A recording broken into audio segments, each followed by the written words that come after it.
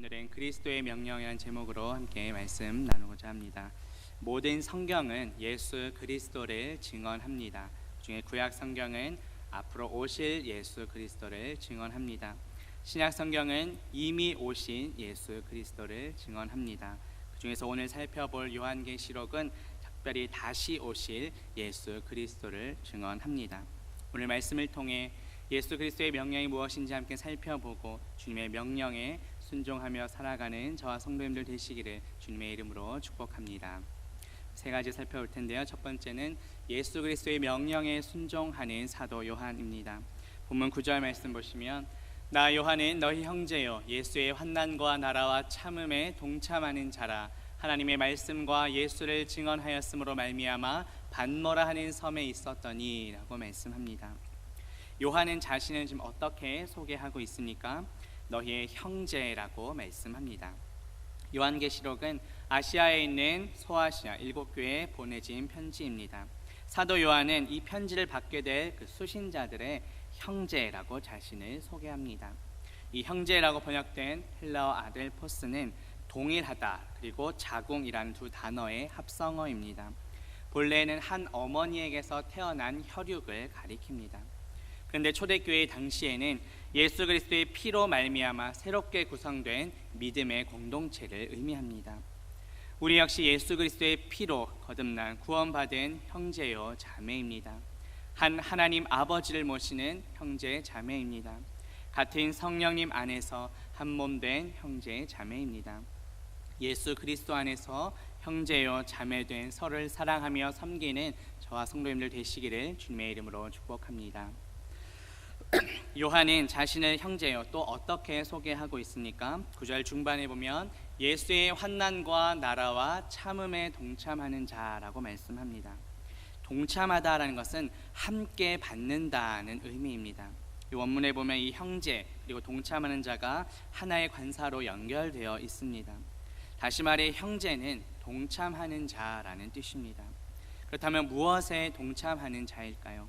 그것은 예수의 환난과 나라와 참음에 동참해야 합니다. 요한은 이 요한계시록 편지를 받는 자들과 함께 환난과 나라와 참음을 함께 받는 자라고 자신을 소개합니다. 원문에 보면 이 환난, 나라, 참음 이 세 단어가 모두 하나의 정관사로 연결되어 있습니다. 세 가지가 서로 밀접한 관련이 있음을 보여줍니다. 이 세 가지는 모두 예수 그리스도 안에서 함께 받는 것입니다. 먼저 환난은 무엇일까요? 그것은 하나님의 말씀과 예수 그리스도를 증거함으로 받는 고난을 가리킵니다. 이번 우리 교단 총회에서도 10월 27일 한국교회 연합예배 함께 참여하는 것을 결의했습니다. 이미 해외에서는 진리의 말씀을 전파하다가 체포당하는 사례가 있습니다. 또 신앙의 선배들 중에서는 예수 그리스도를 증거하다가 순교까지 당한 분들도 많이 계십니다. 이 시대가 너무도 악합니다. 마치 사사시대처럼 각기 자기 소견에 옳은 대로 살아가고 있습니다. 우리가 진리의 말씀, 복음이신 예수 그리스도를 전하다 보면 여러 환난을 겪는 경우가 있습니다. 예수 그리스도 안에서 한 형제요 자매인 우리는 이러한 환난을 함께 받는 자입니다.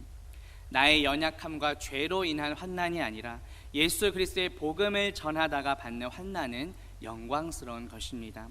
신약성경 로마서 8장 18절에 보면 생각하건대 현재의 고난은 장차 우리에게 나타날 영광과 비교할 수 없도다 라고 말씀합니다. 현재 예수 그리스도를 믿는 중에 받는 고난이 있으십니까? 장차 우리에게 나타날 영광에 비하면 아무것도 아니라고 성경은 말씀합니다. 예수 그리스도 안에서 한 형제요 자매로서 이러한 환난 받는 것을 두려워하는 것이 아니라 오히려 영광스럽게 여기는 저와 성도님들 되시기를 주님의 이름으로 축복합니다. 요한은 형제로서 예수의 환난과 더불어 나라도 함께 받는다고 말했습니다. 이 나라는 종말론적인 하나님의 나라를 가리킵니다. 하나님의 나라가 무엇입니까? 예수 그리스도께서 왕 되시며 통치하신 것이 바로 하나님 나라입니다. 예수 그리스도께서 이 땅에 처음 오심으로 이미 하나님 나라가 시작되었습니다. 그리고 장차 다시 오실 때 하나님 나라는 궁극적으로 완성될 것입니다. 이번 주일 설교에서도 우리는 포도원이 곧 하나님 나라를 가리킨다고 들었습니다. 우리는 포도나무이신 예수 그리스도와 한몸 되어 하나님 나라에 심겨진 백성들입니다. 우리의 모든 악한 성품이 돌이신 예수 그리스도에 깨어지고 예수 그리스도와 함께 공동 상속자가 되었다는 말씀을 들었습니다. 우리는 예수 그리스도와 함께 하나님 나라를 상속받는 공동 상속자가 되었습니다. 로마서 8장 17절에 보면 자녀이면 또한 상속자 곧 하나님의 상속자요 그리스도와 함께한 상속자니 우리가 그와 함께 영광을 받기 위하여 고난도 함께 받아야 할 것이니라 하고 말씀합니다. 하나님께서는 우리를 자녀로 삼아 주셨습니다. 하나님의 자녀인 우리는 이제 예수 그리스도와 함께한 상속자입니다. 그러므로 우리는 예수 그리스도와 함께 영광을 받기 위하여 이 땅에서 고난도 함께 받아야 합니다. 오늘 본문에서 사도 요한은 너희의 형제로서 환난과 나라와 그리고 더불어 참음에 동참하는 자라고 자신을 소개합니다. 하나님 나라는 하나님의 말씀과 또 그리스도의 증거를 참고 인내하는 자에게 주어지는 선물이란 뜻입니다. 마태복음 13장 21절에 보면 그 속에 뿌리가 없어 잠시 견디다가 말씀으로 말미암아 환난이나 박해가 일어날 때에는 곧 넘어지는 자요라고 말씀합니다. 예수님께서는 씨 뿌리는 비유를 통해 돌밭에 뿌려진 자의 마음을 이렇게 설명하셨습니다. 그 속에 뿌리가 없어 잠시 견디다가 말씀으로 말미암아 환난이나 박해가 일어나면 넘어지는 자라고 말씀하셨습니다. 우리가 환난이나 박해가 일어날 때 넘어지지 않기 위해서는 오직 예수 그리스도께 깊이 뿌리를 내려야 합니다. 예수 그리스도 안에서 하나 된 형제 자매로서 이러한 예수의 환난과 나라와 참음에 동참하는 저와 성도님들 되시기를 주님의 이름으로 축복합니다. 요한은 이어서 이러한 환상을 보게 된 장소를 언급합니다. 9절 후반부에 보시면 하나님의 말씀과 예수를 증언하였으므로 말미암아 반모라 하는 섬에 있었더라고 말합니다. 이 반모는 에베소에서 남쪽으로 약 90km에 위치한 그런 섬입니다. 당시의 로마 당국이 범죄자들을 자주 유배 보냈던 곳 중에 한 곳입니다. 요한은 왜 이 반모란 섬에 가게 되었을까요? 하나님의 말씀과 예수를 증언했기 때문입니다. 요한은 하나님의 말씀과 예수를 증거하다가 로마 당국에 의해 박해를 받고 지금 반모라는 섬에 유배된 것입니다. 하나님의 말씀과 예수의 증언은 결코 별개가 아닙니다. 예수 그리스도는 하나님의 말씀 그 자체이십니다. 예수 그리스도의 증언이 곧 하나님의 말씀입니다. 그렇다면 우리는 무엇을 증언하고 있습니까?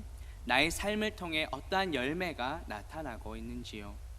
이번 주일 설교를 통해 우리는 성령의 열매를 맺어야 함을 들었습니다. 성령의 열매는 곧 예수 그리스도의 성품입니다. 우리 힘으로는 불가능하지만 예수 그리스도와 온전히 연합되고 하나 될 때 우리의 삶을 통해 예수 그리스도가 나타나고 성령의 열매가 맺혀질 줄로 믿습니다. 하나님의 말씀 그 자체이신 예수 그리스도를 증언하며 살아가는 저와 성도님들 되시기를 주님의 이름으로 축복합니다. 본문 10절 보시면 주의 날에 내가 성령에 감동되어 내 뒤에서 나는 나팔 소리 같은 큰 음성을 들으니 라고 말씀합니다. 앞서 9절에서 요한은 자신이 환상을 본 장소가 어디였는지를 말했습니다. 이제 10절에서는 요한이 언제 어떻게 예수 그리스도에 대한 환상을 보았는지 말씀합니다. 먼저 요한이 예수 그리스도의 환상을 본 날은 언제입니까? 10절 앞부분에 보시면 주의 날에 보았다고 말씀합니다. 주의 날은 언제일까요? 예수 그리스도께서 우리 죄를 위해 십자가에서 죽으시고 장사된 지 사흘 만에 부활하신 날을 가리킵니다. 오늘날의 주일에 해당합니다. 우리는 1년에 한 번 부활주일 때만 예수님의 부활을 기념하는 것이 아니라 매 주일 예배를 통해 부활하신 예수 그리스도를 높여 경배해야 합니다. 이번 주일 설교를 통해 우리는 예수 그리스도를 대적하는 것들이 무엇인지 들었습니다. 생명 없는 종교, 얄팍한 성경 지식, 그리고 높아진 영적 교만들이 예수 그리스도를 대적하는 것이라 들었습니다. 이러한 것들이 어떻게 해결이 됩니까? 예수 그리스도의 십자가 죽으심과 함께 우리의 모든 죄악된 옛사람이 이미 종결되었습니다. 예수 그리스도의 부활을 통해 우리는 새로운 피조물이 되었습니다. 그렇게 우리는 매주일 우리를 새롭게 하시고 부활의 생명 주신 예수 그리스도께 감사하며 예배해야 합니다. 우리의 예배와 모든 사역과 섬김이 생명 없는 그런 종교가 아니라 부활하신 예수 그리스도의 생명으로 예배하며 섬기는 저와 성도님들 되시기를 주님의 이름으로 축복합니다. 요한은 주의 날에 어떠한 방식으로 환상을 경험하게 되었습니까? 10절 중반에 보시면 성령에 감동되어 라고 말합니다. 이것은 직역하면 내가 영 안에 있게 되었다라는 뜻입니다. 성령은 예수 그리스도의 영입니다. 다시 말해 요한은 예수 그리스도 안에 온전히 지금 거하고 있다라는 뜻입니다. 이번 주일 설교에서도 이 포도나무는 나무와 가지가 분리되지 않은 가지로 된 나무임을 들었습니다. 우리는 포도나무이신 예수 그리스도와 온전히 하나 된 존재입니다. 요한복음 15장 5절에 보면 나는 포도나무요 너희는 가지라. 그가 내 안에 내가 그 안에 거하면 사람이 열매를 많이 맺나니 나를 떠나서는 너희가 아무것도 할 수 없음이라고 말씀합니다. 우리가 예수 그리스도를 떠나서는 아무것도 할 수 없습니다. 예수 그리스도 없이 무엇인가 할 수 있다는 것이 곧 영적 교만입니다. 예수 그리스도 없이 섬기는 것이 곧 생명 없는 종교이며 그것이 곧 예수 그리스도를 대적하는 것입니다. 날마다 생명이신 예수 그리스도 안에 거하는 저와 성도님들 되시기를 주님의 이름으로 축복합니다.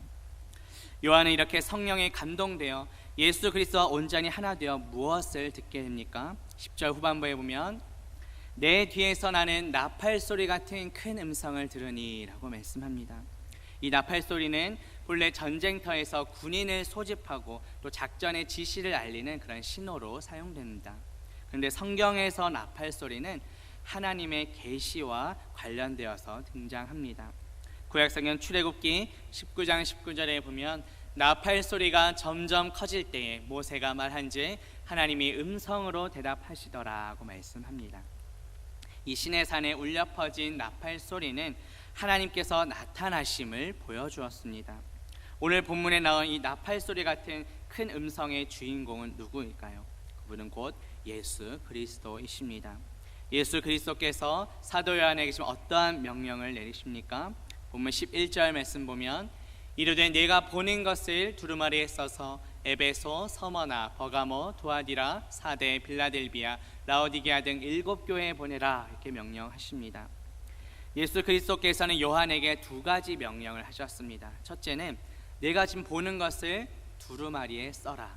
두 번째는 그 쓴 것을 7교회에 보내라고 명령하십니다. 요한은 실제로 놀라운 환상을 경험했습니다. 예수님께서 이렇게 기록하라고 명령하신 이유는 그냥 단순히 개인적인 영적 체험에서 끝나지 말고 이것이 공회 문서로서 읽혀져야 함을 보여줍니다. 요한계시록은 소아시아에 있는 7교회에 보내진 편지입니다. 그 7교회는 바로 에베소, 서머나, 버가모, 두아디라, 사데, 빌라델비아, 라오디게아입니다. 예수님께서 환상으로 요한에게 나타나신 이유는 이 7교회 그 환상의 내용을 전하도록 하시기 위함입니다. 그 내용이 이제 이후에 요한계시록 2장과 3장에 걸쳐서 기록되어 있습니다. 요한은 이러한 예수 그리스도의 명령에 순종하여 자신이 본 것을 써서 7교회에 보냈습니다. 우리 역시 예수 그리스도의 명령에 순종하며 살아갈 수 있기를 주님의 이름으로 축복합니다. 두 번째 살펴볼 내용은 요한의 환상 중에 나타난 예수 그리스도의 모습입니다. 본문 12절 보시면 몸을 돌이켜 나에게 말한 음성을 알아보려고 돌이킬 때에 7 금초대를 보았는데 라고 말씀합니다. 지금 12절부터 16절까지는 요한이 환상 중에 본 예수 그리스도의 모습이 어떠했는지 묘사되고 있습니다. 요한이 나팔소리 같은 큰 음성을 듣고 이 음성의 정체가 누구인가 알아보기 위해 몸을 돌이키자 이제 무엇을 보게 됩니까? 바로 7 금초대를 보았습니다. 촛대는 구약에서 하나님께서 모세에게 명령해서 제작하게 하신 그 성소의 촛대, 금초대에서 비롯된 것입니다. 특별히 순금으로 제작된 것은 너무나 귀하고 아름다우며 변하지 않는 그런 속성을 나타냅니다. 그렇다면 본문에 나온 7 금초대는 무엇을 상징할까요? 본문 20절에 보면 7 촛대는 7 교회라고 말씀합니다. 우리는 성경 속에 나오는 상징을 해석할 때 항상 말씀을 근거로 해석해야 합니다.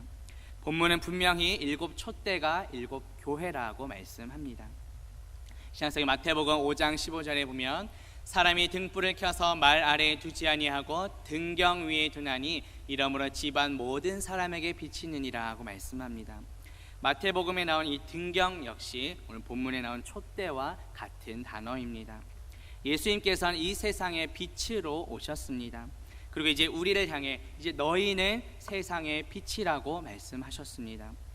예수 그리스도는 교회의 머리이시며 우리는 예수 그리스도의 몸된 교회 공동체입니다. 따라서 우리는 주님의 몸된 교회로서 빛이신 예수 그리스도를 이제 어두운 세상에 비추어야 합니다. 마태복음 5장 14절 16절에 보면 너희는 세상의 빛이라 이같이 너희 빛이 사람 앞에 비치게 하여 그들로 너희 착한 행실을 보고 하늘에 계신 너희 아버지께 영광을 돌리게 하라 하고 말씀합니다.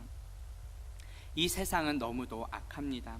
우리는 이 어두운 세상에 주님의 빛을 비추어야 합니다. 나의 착한 성품, 나의 의로움도 아니고 오직 우리 안에 계신 예수 그리스도의 선하심이 드러나야 합니다. 이것이 교회인 우리의 사명입니다.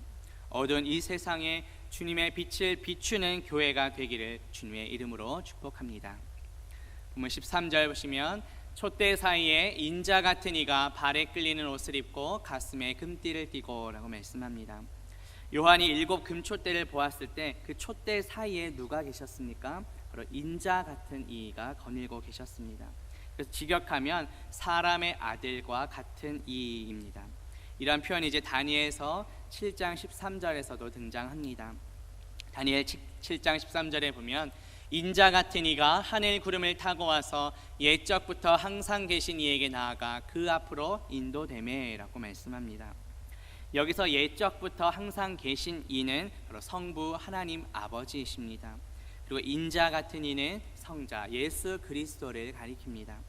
다니엘은 이제 구약이기 때문에 앞으로 오실 메시아 예수 그리스도를 가리키는 말로 이 인자를 사용했습니다. 이제 오늘 본문에서 신약에서 사도 요한은 이제 이미 성육신 하시고 또 십자가에서 죽으시고 부활 승천하신 예수 그리스도를 가리키는 말로 이제 사용합니다. 본문 18절에 보면 곧 살아있는 자라 내가 전에 죽었었노라 하고 말씀합니다. 따라서 본문에 나온 인자 같은 이는 죽었다가 부활하신 예수 그리스도를 가리킵니다. 부활하신 예수 그리스도께서 지금 7 금촛대 사이를 거닐고 계십니다. 이것은 무엇을 의미할까요? 예수 그리스도께서 7 교회의 머리이시며 주인 되심을 의미합니다. 성경에서 7은 완전수를 나타냅니다. 그래서 예수 그리스도께서 모든 교회의 머리이시며 주인이 되신다는 뜻입니다. 예수 그리스도는 교회인 또 우리의 머리가 되시고 또 우리의 주인이십니다. 오늘날 이 시대는 각자가 머리가 되고 또 주인인 삶을 살아가는 시대가 되고 말았습니다. 마치 사사시대처럼 각기 소견에 옳은 대로 살아가고 있습니다. 하나님의 창조 질서보다 개인의 인권이 더 우선되고 말았습니다. 교회의 머리와 주인은 예수 그리스도이십니다. 우리의 머리이시며 주인 되신 예수 그리스도의 통치와 다스림을 받는 저와 성도님들 되시기를 주님의 이름으로 축복합니다. 인자 같은 이의 예수 그리스도의 모습은 또 어떻습니까? 13절 후반부에 보면 발에 끌리는 옷을 입고 가슴에 금띠를 띠고 라고 말씀합니다. 여기서 발에 끌리는 긴 옷은 무엇을 의미할까요? 그것은 제사장의 옷을 가리킵니다. 우리 예수님은 그리스도이십니다. 이 그리스도가 헬라어인데 히브리어로는 메시아이며 그것은 기름 부음 받은 자라는 뜻입니다. 구약에서 기름 부음 받은 직분이 3가지인데 선지자, 왕, 제사장입니다. 우리가 다 읽진 않았지만 이 요한계시록 1장에는 예수 그리스도의 선지자, 왕, 또 제사장으로서의 모습이 다 드러납니다. 먼저 1절에서는 예수 그리스도의 계시라고 말씀하면서 예수 그리스도의 선지자로서의 모습이 나타납니다. 5절에서는 땅의 임금들의 머리가 되신 예수 그리스도라고 말씀하면서 예수 그리스도의 왕으로서의 모습을 보여줍니다. 또 좀 전에 읽은 13절에 발에 끌리는 옷은 예수 그리스도의 제사장으로서의 모습을 보여줍니다. 우리의 선지자이시며 왕이시며 제사장이신 예수 그리스도의 모습이 지금 1장 안에 다 나타나고 있습니다. 13절 후반부에 보면 예수님께서는 또한 가슴에 금띠를 띠고 계셨다고 말씀합니다. 다니엘 10장 5절에 보면 한 사람이 세마포옷을 입었고 허리에는 우바스 순금띠를 띠었더라고 말씀합니다. 다니엘서에는 이 허리에 순금띠를 띠었는데 오늘 본문은 가슴에 금띠를 띠었다고 말합니다.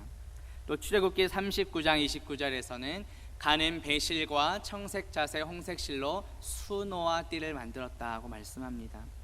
일반적으로 제사장들이 매는 띠는 정교하게 짠 이 세마포에 바느질로 수를 놓아 만들었습니다. 그런데 오늘 본문에서는 금으로 만들어진 띠입니다. 이렇게 비슷한 듯 하면서 구약의 말씀들과 오늘 본문에 조금의 차이가 있습니다. 이것은 우리 예수 그리스도께서는 유일무이한 대제사장이심을 보여줍니다. 예수님은 하나님과 우리 사이의 유일한 대제사장이십니다. 이번 주일 설교에서 예수 그리스도를 대적하는 자들 중에 대제사장들이 있었습니다. 그들은 생명 없는 종교를 의미했습니다.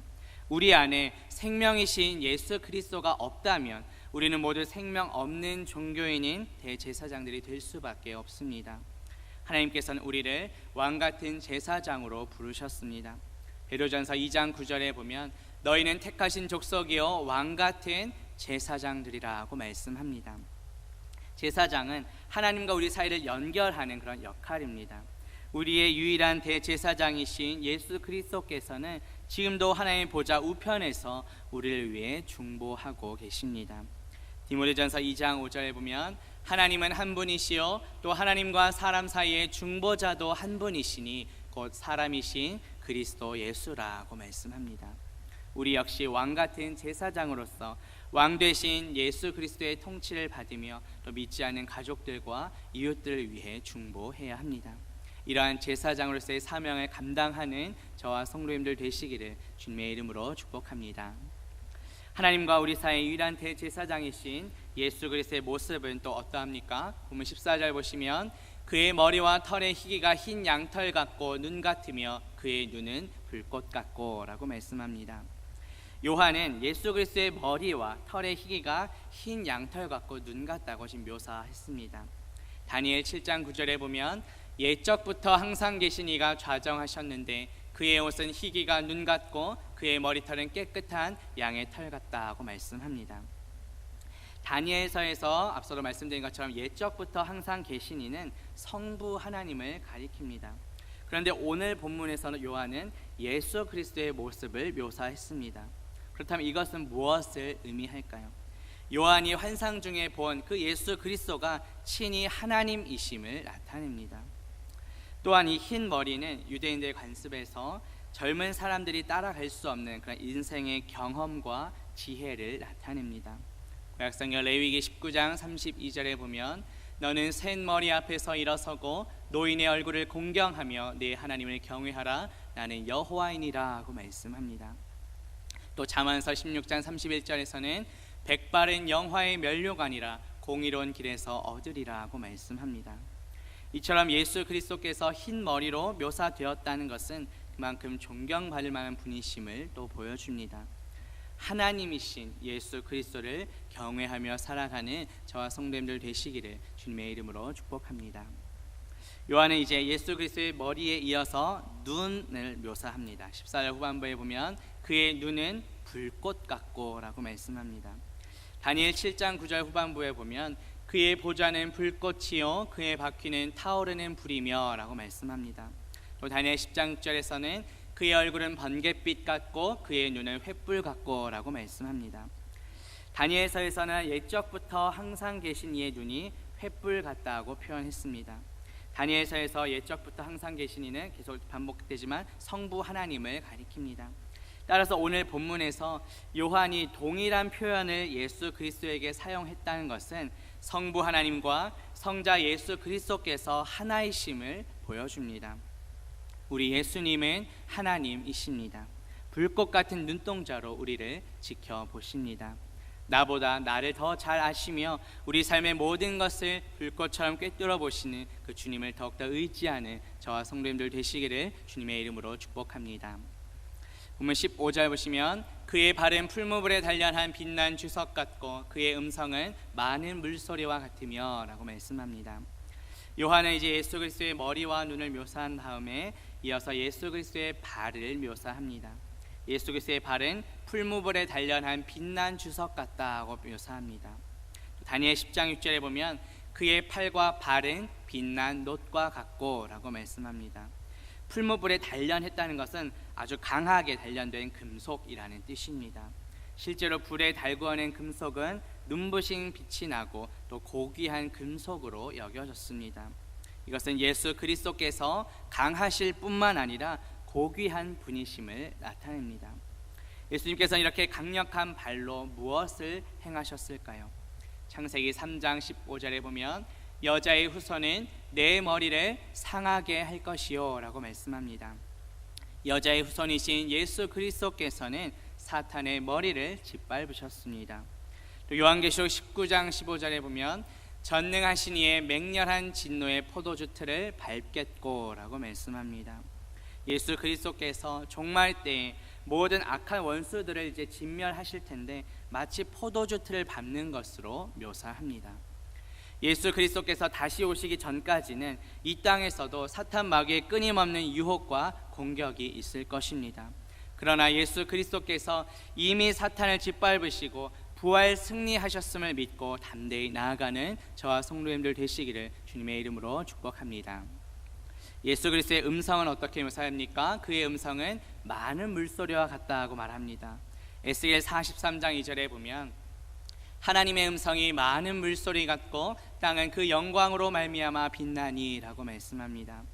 에스겔 선지자는 하나님의 음성을 많은 물소리 같다고 묘사했습니다. 오늘 본문에서 사도 요한은 자신이 환상 중에 본 예수 그리스도의 음성도 많은 물소리와 같다고 표현합니다. 이것은 무엇을 의미할까요? 예수님이 단순히 그냥 인자 같으니 즉 사람의 아들과 같을 분일 뿐만 아니라 하나님과 동등한 분이심을 계속해서 보여줍니다. 많은 물소리는 결코 우리가 거스르거나 저항할 수 없는 그런 강력한 권능과 위엄을 의미합니다. 예수 그리스도의 말씀은 우리가 결코 거스를 수 없는, 저항할 수 없는 강력한 권능과 위엄의 말씀입니다. 그 예수 그리스도의 명령에 온전히 순종하는 저와 성도님들 되시기를 주님의 이름으로 축복합니다. 본문 16절 보시면 그의 오른손에 7별이 있고 그의 입에서 좌우에 날선검이 나오고 그 얼굴은 해가 힘있게 비치는 것 같더라 하고 말씀합니다. 이제 예수 그리스도의 머리와 눈, 발, 또 음성에 대한 묘사에 이어서 이제 요한은 예수 그리스도의 손을 묘사합니다.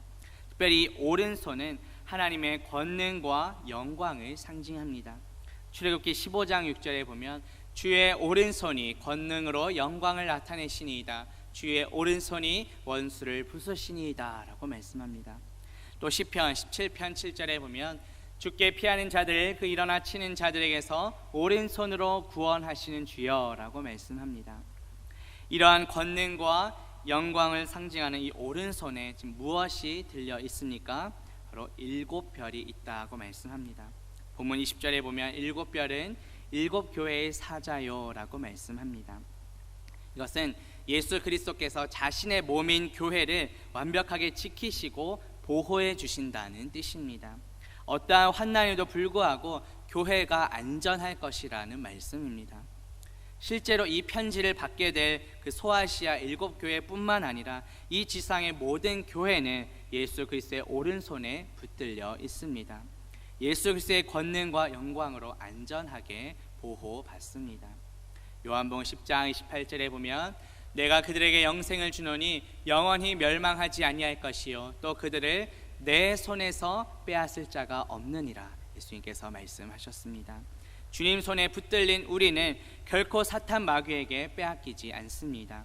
날마다 주님 손에 붙들려서 주님의 보호하심을 누리는 저와 성도님들 되시기를 주님의 이름으로 축복합니다. 요한은 이제 예수 그리스도의 머리, 눈, 발, 음성, 오른손에 이어서 이제 예수 그리스도의 입을 묘사합니다. 16절 중반에 보면 그의 입에서 좌우에 날선검이 나오고 라고 말씀합니다. 히브리서 14장 12절에 보면 하나님의 말씀은 살아있고 활력이 있어 좌우의 날선 어떤 검보다도 예리하여 혼과 영과 및 관절과 골수를 찔러 쪼개기까지 하며 또 마음의 생각과 뜻을 판단한다고 말씀합니다. 히브리서 기자는 하나님의 말씀이 좌우의 날선 어떤 검보다도 예리하다고 말씀합니다. 오늘 본문에서 예수 그리스도의 입에서 좌우의 날선검이 나온다는 것은 곧 예수 그리스도의 입에서 나오는 것이 하나님의 말씀임을 나타냅니다. 예수 그리스도의 입에서 나오는 하나님의 말씀은 좌우의 날선 날카로운 검과 같이 강력한 심판과 권능의 능력이 있음을 보여줍니다. 하나님께서는 모든 심판의 권한을 아들이신 예수 그리스도께 맡기셨습니다. 장차 예수 그리스도께서는 우리가 사도신경에서 신앙 고백하듯이 살아있는 자와 죽은 자를 심판하러 다시 오실 것입니다. 내가 누군가를 판단하고 정죄하는 것이 아니라 유일한 심판자 되시는 예수 그리스도께 맡기는 저와 성도님들 되시기를 주님의 이름으로 축복합니다. 이제 요한은 마지막으로 예수 그리스도의 얼굴을 묘사합니다. 16절 후반부에 보시면 그 얼굴은 해가 힘있게 비치는 것 같더라고 말씀합니다. 요한계시록 21장 23절에 보면 그 성은 해나 달의 비침이 쓸데없으니 이는 하나님의 영광이 비치고 어린 양이 그 등불이 되심이라고 말씀합니다. 또 요한계시록 22장 5절에서는 다시 밤이 없겠고 등불과 햇빛이 쓸데없으니 이는 주 하나님이 그들에게 빛이심이라고 말씀합니다. 예수 그리스도는 교회의 머리이십니다. 우리는 머리이신 예수 그리스도의 몸된 교회입니다. 따라서 예수 그리스도의 얼굴이 해와 같이 비친다는 것은 장차 예수 그리스도의 몸인 우리가 영광스럽게 될 것을 미리 보여주는 것입니다. 예수 그리스도께서 다시 오실 때 우리는 이러한 영광을 얻게 될 것입니다. 장차 주님과 영원토록 교제하는 그 영광을 소망하며 살아가는 저와 성도님들 되시기를 주님의 이름으로 축복합니다. 세 번째 살펴볼 내용이 이제 예수 그리스도의 명령입니다. 본문 17절 보시면 내가 볼 때 그의 발 앞에 엎드려져 죽은 자 같이 되매 그가 오른손을 내게 얹고 이르시되 두려워하지 말라 나는 처음이요 마지막이니 라고 말씀합니다. 환상 중에 나타난 예수 그리스도를 본 그 요한의 반응이 이제 어떠합니까? 그의 발 앞에 엎드려져 죽은 자 같이 되었다고 말씀합니다. 요한은 하나님의 본체이신 예수 그리스도를 보았습니다. 구약성경 출애굽기 33장 20절에 보면 네가 내 얼굴을 보지 못하리니 나를 보고 살 자가 없음이니라 하고 말씀했습니다. 요한은 하나님을 대면했을 때 죽을 수밖에 없는 그 인간의 연약함을 보여줍니다. 그러한 요한에게 예수 그리스도께서 어떻게 하십니까? 권능과 능력의 상징인 오른손을 요한에게 얹으시며 두려워 말라고 말씀하십니다. 우리가 두려워하지 않을 수 있는 이유가 무엇입니까? 예수 그리스도는 처음이요 나중이시기 때문입니다. 요한계시록 1장 8절에 보면 주 하나님이 이르시되 나는 알파와 오메가라 이제도 있고 전에도 있었고 장차 올 자요 전능한 자라 하시더라고 말씀합니다. 알파는 헬라어 알파벳의 첫 번째 글자이고 오메가는 마지막 글자입니다. 따라서 알파와 오메가는 처음과 나중이란 뜻입니다. 예수 그리스도는 알파와 오메가요 처음과 나중이시며 시작과 끝이십니다. 모든 것이 예수 그리스도께 달려 있습니다. 우리 인생의 시작과 끝도 예수 그리스도께 달려 있습니다. 예수 그리스도께서 전능하신 하나님이시기에 우리는 죽음도 두려워하지 않을 수 있습니다. 우리는 무엇 때문에 두려워합니까? 우리를 두렵게 만드는 것은 무엇입니까? 전능하신 하나님 예수 그리스도를 믿고 의지함으로 그 두려움에서 벗어나는 저와 성도님들 되시기를 주님의 이름으로 축복합니다. 본문 18절 보시면 곧 살아있는 자라 내가 전에 죽었었노라 볼지어다 이제 세세토록 살아있어 사망과 음부의 열쇠를 가졌노니 라고 말씀합니다. 살아있는 자가 지금 현재 분사형으로 되어 있습니다. 계속해서 살아있는 자라는 뜻입니다. 앞서 처음이요 나중이라는 그 표현을 더 잘 드러내주고 있습니다. 그런데 이렇게 영원토록 살아계시는 하나님께서 지금 어떻게 말씀하십니까? 내가 전에 죽었었다고 말씀합니다. 이것은 예수 그리스도의 십자가 죽으심을 가리킵니다. 예수 그리스도는 죽음에서 끝이 아니라 부활하고 승천하신 전능하신 하나님이심을 보여줍니다. 부활하고 승천하신 예수 그리스도께서는 이제 세세토록 살아계셔서 사망과 음부의 열쇠를 가졌다고 말씀합니다. 이것은 예수 그리스도께서 사망과 음부를 주관하고 지배하는 모든 권세를 가지고 계심을 의미합니다. 그래서 음부는 히브리어로 스올인데 죽음으로 인해 들어가는 보이지 않는 세계를 나타냅니다. 회개하지 않는 자들이 육체와 영혼이 분리되는 이 첫 번째 사망 때에 가게 되는 곳입니다. 그곳에서 예수 그리스도의 재림과 최후 심판을 기다리게 됩니다. 예수 그리스도께서 사망과 음부의 열쇠를 가지셨다는 것은 죽음과 또 그 죽음 이후의 모든 것들이 모두 예수 그리스도의 주관 아래에 있음을 보여줍니다. 모든 것이 예수 그리스도의 권세 아래에 있기에 우리는 두려워할 필요가 없습니다.